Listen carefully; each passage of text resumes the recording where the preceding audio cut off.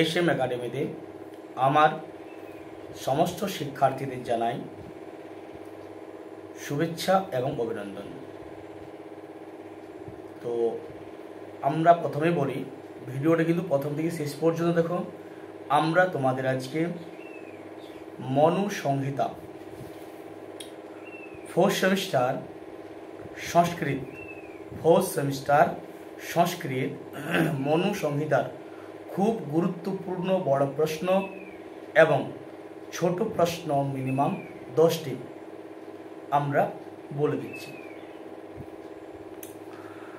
তার আগে বলবো, যারা আমাদের চ্যানেলটি প্রথম দেখছো তারা অবশ্যই একটি লাইক, একটি কমেন্ট, সাবস্ক্রাইব অবশ্যই করে দাও, অল নোটিফিকেশন অন করে দাও পরবর্তী ভিডিওর জন্য, যাতে আমাদের চ্যানেলটির মাধ্যমে তোমরা গুরুত্বপূর্ণ অনেক কিছু তথ্য পেয়ে যাবে।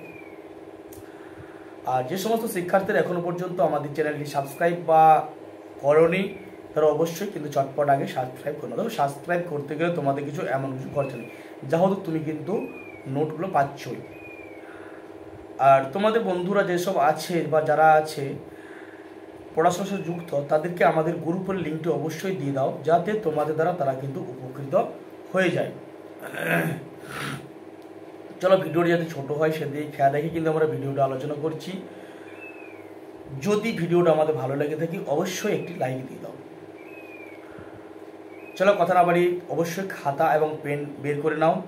আমরা প্রশ্ন বলে দিচ্ছি, আমরা পরবর্তী ভিডিওতে তোমাদের সমস্ত, যদি তোমাদের উত্তরের প্রয়োজন হয় বলবে, আমরা উত্তর নিয়েও কিন্তু আলোচনা করে দেবো তোমাদের পরবর্তী ভিডিওতে।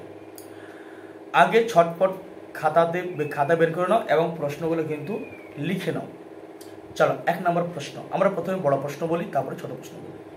মনু সংহিতা, হেডিং দাও। 1 নম্বর লিখো, বসন বলতে কি বোঝো? জিজ্ঞাসা চিহ্ন দাও। মনু সংহিতা অনুসারে বসনের বিভাগসমূহ উল্লেখপূর্বক তার স্বরূপ, প্রভাব ও পরিমাণ সম্পর্কে আলোচনা করো। 2 নম্বর প্রশ্ন, চলো লিখি আমরা। রাজার প্রাত্যহিক কৃত্যগুলি কি কি? দাও। রাজধর্মে বিনয় শিক্ষার ভূমিকা উল্লেখ করো। পরিচ্ছেদ দাও। পুরাণে উল্লিখিত বিনীত ও অবিনয়ী রাজন্যবর্গের পরিণাম লিপিবদ্ধ করো।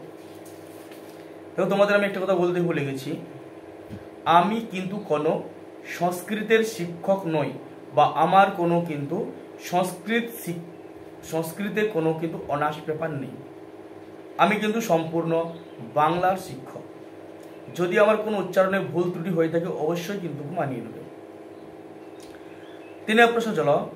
মহতী দেবতা হেস্যা নবরূপেণ তিষ্ঠ। এটি কিন্তু দেবনাগরী হরফে লাইনটা পড়বে। রাজাকে কেন মহতী দেবতা বলা হয়েছে? দেখছো দাও। এই বক্তব্যের অনুসরণে রাজার উৎপত্তি এবং মাহাত্ম্য আলোচনা করো।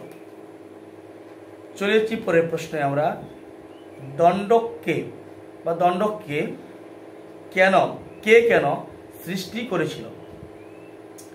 স রাজা পুরুষ, দণ্ড স নেতা শাসিতা চ স। ভাইবেন দাও।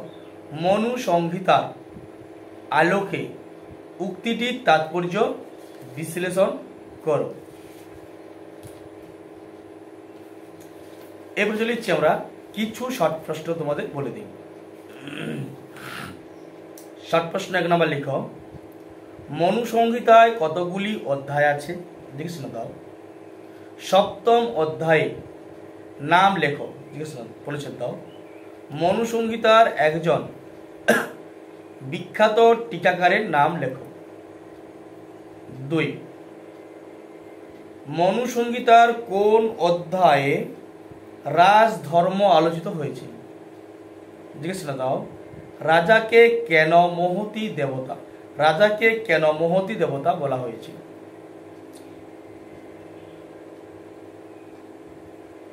3 নম্বর প্রশ্ন, সর্বতে জয় ময় হি স কার প্রসঙ্গে কার সম্পর্কে কোন প্রসঙ্গ মন্তব্য করো? চলে যাওয়ার পরের প্রশ্ন, তর্জত্রিক্রম এবং বার্তা বলতে কি বোঝো?